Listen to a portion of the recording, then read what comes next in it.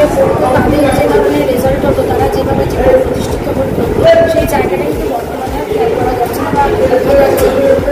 এখানে এই প্রোগ্রামে এসে এটা বুঝতে পারলাম যে যেহেতু বিভিন্ন প্রাইভেট স্কুলে বাচ্চা অ্যাকচুয়ালি প্রত্যেকটা বাবা মাই চায় তাদের বাচ্চাদেরকে ইংরেজি মিডিয়ামে পড়াবে এবং সেখান থেকে তাদের ইংলিশের ভিত, যেহেতু ন্যাশনাল ল্যাঙ্গুয়েজ কনভার্সেশন তার ভিত শক্ত করবে। ন্যাশনাল এডুকেশন ফোরামের এই উদ্যোগ মানে ভবিষ্যৎ এর আগে কখনো হয়নি। আশা করি এত বড় ভবিষ্যতের সঙ্গে একজন হতে পারবে। সকলেই যেন সে পূর্ণতা প্রাপ্ত লাভ হয়, এই আমার সকলে।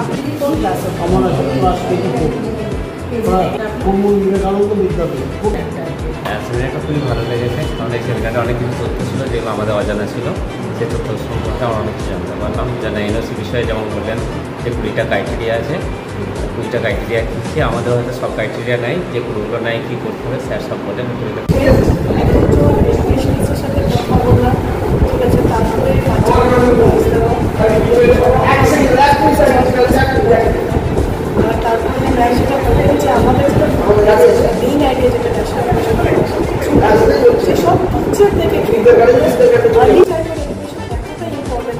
প্রত্যেকটা ছোট থেকে ছোট গ্রামে আমাদের এই মেসেজগুলো সব জায়গায় স্প্রেড হচ্ছে।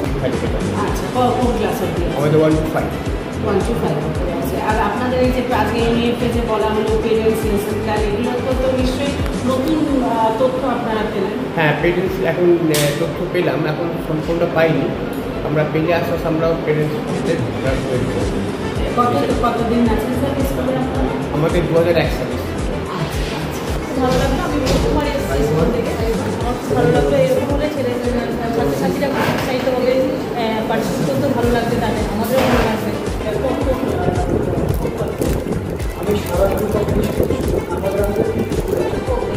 আমি অ্যাডমিশন কাউন্সিলার বেশ হবে